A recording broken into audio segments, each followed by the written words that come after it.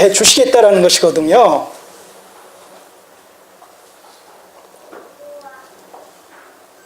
솔로몬의 생전에는 온 나라를 그 손에서 빼앗지 아니하고 주관하게 하려니와, 이 모든 여로보암을 통해서 솔로몬을 징계하시려는 하나님의 심판의 이런 그 역사라는 것은 솔로몬 이후에 일어날 것이다. 다윗을 생각해서 솔로몬의 아들 때에 일어날 것이다. 이렇게 강조를 합니다. 35절, 내가 그 아들의 손에서 나라를 빼앗아 그 10지파를 내게 줄 것이요. 계속 반복하는 거예요. 그 아들에게는 내가 한 지파를 주어서 내가 내 이름을 두고자 하여 택한 성 예루살렘에서 내 종 다윗에게 한 등불이 항상 내 앞에 있게 하리라. 조금 더 보완 설명이 되죠? 어떤 것이 보완 설명이 됐어요? 내 종 다윗에게 한 등불이 항상 내 앞에 있게 하리라. 솔로몬의 아들에게 주신 한 지파로 말미암아서 다윗의 등불이 항상 하나님 앞에 있게 하시겠다 하는 얘기는 뭐예요? 그 한 지파로 말미암아 다윗의 여기서 등불이라는 얘기는 왕조를 얘기하는 거예요. 그 한 지파로 말미암아 다윗의 왕조가, 다시 말해서 다윗 언약에서 약속했던 다윗의 왕조가 영원할 것에 대해서 얘기했잖아요. 약속하셨잖아요. 바로 그 말이 여기서 이런 식으로 표현이 되어지는 거예요. 다윗 언약에 약속되어진 다윗 왕조의 영원하고 영속적인 바로 이 부분을 바로 그 한 지파를 통해서 다윗의 왕조가 계속 계승될 수 있도록 하나님께서 붙들고 계시겠다, 그런 의미란 말입니다. 근데 그렇게 됐어요, 안 됐어요? 남북이 분열됐지만, 그래서 남유다가 계속 남유다를 통해서 다윗의 등불이 계속 이어지지만 영원히 이어졌어요, 안 이어졌어요? 아니란 말입니다. 시드기야 왕 때 이르러서 가시적인 다윗의 왕조는 역사 속에서 사라져버렸단 말입니다. 바빌론에 의해서 포로로 잡혀감으로 말미암아 가시적인 다윗 왕조는 시드기야 왕 때에 비롯 와서 이르러 역사 속에서 사라져버렸어요. 그러다 포로로 잡혀갔어요. 그 이후에 이 가시적인 다윗의 왕조가 다시 회복됐어요, 안 됐어요? 안 됐단 말입니다. 물리적인 다윗 왕조는 바벨론 포로로 잡혀간 것으로 일단 역사 속에서 종식됐단 말입니다. 그러나 뭐가 남았어요? 다윗 왕의 후손들은 계속 살아있었단 말이죠. 포로로 잡혀간 바벨론 땅에서도. 그러니까 거기서 계속 그들이 살아있었고, 그 다음에 포로 귀환할 때 그들이 돌아오게 되는 것이죠. 그 중에 대표적인 인물이 누구예요? 스룹바벨이란 말입니다. 이 스룹바벨이 다윗의 직계 후손 중에 한 사람이요, 또 예수님으로 따지면 직계 조상 중에 하나란 말입니다. 그 스룹바벨의 후손으로 말미암아서 결국 어디까지 내려오는 거예요? 그리스도에까지 오는 거란 말입니다. 그리고 그리스도로 말미암아 이제 교회가 출현하는 것을 통해서 다윗 언약 속에 약속되어진 미래지향적인 그 다윗 왕조의 실체는 물리적인 다윗 왕조가 아니라 영적인 다윗 왕조, 곧 예수 그리스도로 말미암아 출현하게 되는 교회가 곧 메시아의 왕국이란 말입니다. 다윗 왕국의 실체가 된단 말입니다. 오늘 우리가 자꾸 반복해서 말씀드리죠. 그러니까 이런 사실을 우리가 깨닫게 되면 그 신묘막측하신 창세전부터 계획하셨던 하나님의 그 구속의 경륜이 세상 역사 속에서 수천 년의 그런 세상 역사 속에서 결국 진행되어져 오다가 그리스도 안에서 완성되어지고, 그 그리스도 안에서 출현하게 된 교회를 통해서 그 모든 그 구약의 예언들이 최종적으로 집중적으로 핵심적으로 성취가 되어지는데, 바로 그 성취되어진 교회의 구성원들 중에 바로 21세기를 살아가는 자들이 누구예요? 우리들이란 말입니다. 그러니까 이 성경의 주인공들이 지금 뭐예요? 바로 우리를 얘기한단 말입니다. 우리.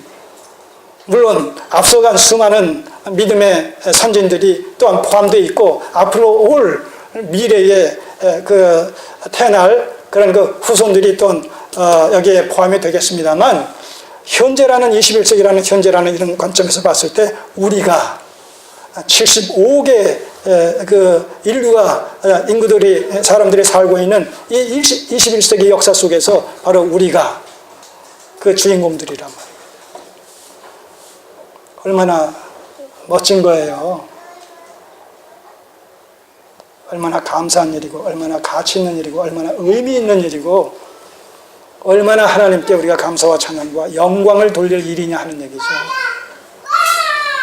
신앙이라는 것이 하나님을 섬기는 여호와의 신앙이라는 것이 이런 그 하나님의 신묘막측하신 구속의 경륜을 깨닫고 그 남은 하나님의 구속사를 성취시켜 나가시는 일에 이 시대의 하나님의 백성들인 교회원들인 우리의 삶이 이바지 되어지고 있다는 사실을 우리가 확신하면서 살아가는 삶의 전 과정이 신앙인 거예요. 기독교 신앙이라는 것이. 기독교 신앙이 우리의 삶의 어느 한 부분을 얘기하는 것이 아니란 말입니다. 그래서 신앙적 삶인 거예요. 신앙적 삶. 삶이 신앙이고 신앙이 삶이라는 얘기죠. 신앙과 삶은 불과 분리의 관계성을 맺고 있다는 거예요. 동전의 앞뒷면과 같이.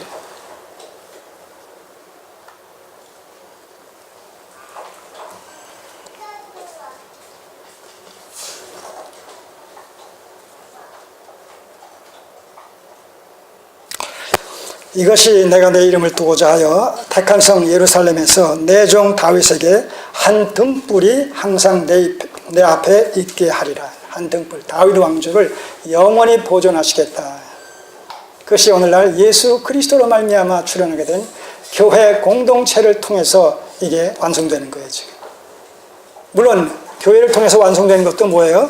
선 성취되어졌고 이제 후 제 이름으로 말미암아 최종 완성되어지겠지요. 하나님의 나라로 따져서는 이미와 아직 아닌이라는 이런 그 어떤 원칙 속에서 이미 교회 공동체를 통해서 이루어졌고 이제 정말론적으로 주께서 다시 오실 때 최종적으로 완성될 거란 말입니다. 이것이 요한계시록 21장에 소개되어 있죠. 큰 성 예루살렘이 하늘에서부터 내려오면서 이제 하나님과 하나가 되어지는 바로 이 21장 1절에서 4절까지의 내용이 이제 최종 완성을 우리에게 보여주는 그런 그 묵시적인 광경입니다. 자, 37절 이제 여로보암과 관련되어진 내용을 말씀하십니다. 내가 너를 취하리니 너는 무릇 내 마음에 원하는 대로 다스려 이스라엘 위에 왕이 되되 네가 만일 내가 명한 모든 일에 순종하고 내 길을 행하며 내 눈에 합당한 일을 하며 내 종 다윗의 행함같이 내 율례와 명령을 지키면 내가 너와 함께 있어 내가 다윗을 위하여 세운 것 같이 너를 위하여 견고한 집을 세우고.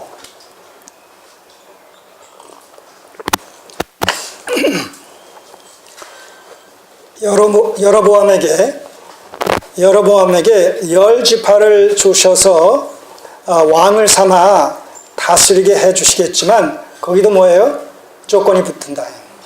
순종을 담보로.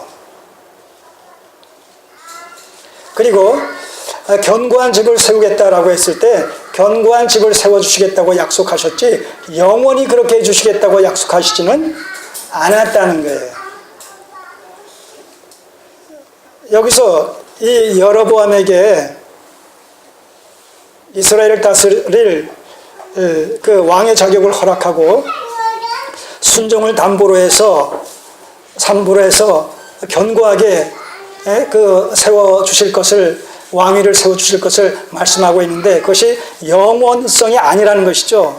근데 실제로 이스라엘 역사 속에서 보시면 거기 열왕기상 이제 15장을 보시면 이 여로보암의 왕위는 여로보암과 그의 아들 나답 때까지만 지속되어지고 그 다음에는 뭐예요? 혁명에 의해서 보좌가 찬탈되어져요. 다른 사람에 의해서. 그러니까 남유다와 북이스라엘의 차이는 뭐냐면 북이스라엘은 여로보암에게 약속해 주신 이런 그 왕위의 보존이라는 것이 그의 불순종으로 말미암아 그의 아들 나답 때 일단락되어지고 그 이후부터는 끊임없는 새로운 사람들의 그 혁명에 의해서 이 왕위가 찬탈당하는 거예요. 반면에 남유다는 뭐예요? 남유다의 왕들도 뭐 히스기야 왕이나 그 몇몇 그 요시야, 요아스 이런 그 몇몇 왕들의 개혁, 부분적인 개혁을 한 이런 선한 왕들이 있었지만 대부분의 왕들도 다 북이스라엘 왕들의 영향을 받아가지고 다 하나님 앞에 그 책망을 들을 수밖에 없는 이런 왕들이 다 나타났어요. 남유다도. 그럼에도 불구하고 남유다는 300년 이상 지속되어지는 그런 그 왕조가 다윗의 왕조가 계속되어졌다는 것이죠. 다윗의 왕조가. 다시 말하면 다윗의 후손들에 의해서 시드기야 왕에 이르기까지 바벨론에서 멸망당할 때까지. 그러나 북이스라엘은 지금 말씀드린 대로 여로보암의 왕조가 이때까지만 끝났고 끝났음에도 불구하고 그 이후의 왕들은 그런 찬탈을 당했지만서도 새롭게 왕위에 등극한 왕들은 다 여로보암의 길로 갔다는 거예요. 그래서 우상 숭배에 대한 악한 이런 그 하나의 모델 케이스로 여로보암을 드는 것이죠. 그래서 여기 보게 되면 견고하게 집을 세워주겠다고 했지만 영원이라는 말이 없단 말입니다. 반면에 견고한 성을 세우고 이스라엘 네게 주리라. 자, 39절 보세요. 내가 이로 인하여라는 얘기는 뭐예요? 솔로몬 왕국을 분열해서 10지파를 여로보암에게 주겠지만 내가 이로 인하여 다윗의 자손을 괴롭게 할 터이나 영원히 하지는 아니하리라. 영원히 하지는 아니한다. 그러니까 이 남북 분열이라는 것이 솔로몬 왕국의 분열이라는 것이 뭐예요? 솔로몬을 책망하기 위해서, 솔로몬을 심판하기 위한 언약적 징계의 성격을 띠고 있기 때문에 이 남북의 분열이 언약적 징계이기 때문에 언약적 징계라는 것은 궁극적인 목적이 심판에 있는 것이 아니라 그 징계를 통해서 회개를 촉구함으로 말미암아 구원을 회복시키고 하나님과 단절되어졌던 이런 관계를 정상화시킴으로 말미암아 하나님과의 화목의 관계를 갖다가 재현하고자 하는 것이 언약징계의 궁극적인 목적이란 말입니다. 이해하시겠습니까? 예. 그러니까 일시적으로 이 다윗의 자손들을 괴롭게 할 터이지만 영원히 하지는 않겠다는 거예요. 영원히 하지는 않겠다. 그러니까 어느 시점에 가서는 뭐예요? 다시 어떻게 되겠다는 거예요? 회복시켜 주심으로 말미암아 남북이 뭐예요? 다시 연합되어지겠다는 얘기예요. 여러분, 이 남북이 연합되어진다라는 이 약속이 어느 언약에 약속되어진 내용입니까? 선지자들의 새 언약 사상 아닙니까? 선지자들의 새 언약 사상.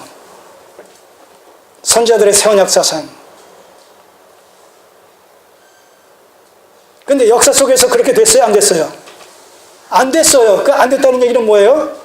선지자들의 새 언약 사상이라는 것이 물리적인 연합, 이스라엘의 남북의 연합이 아니라 영적인 것으로서 새 이스라엘고 또 교회란 말입니다. 선지자들의 새 언약 사상, 새 이스라엘, 남북이 연합되어진 새 이스라엘, 이것은 곧 교회란 말입니다.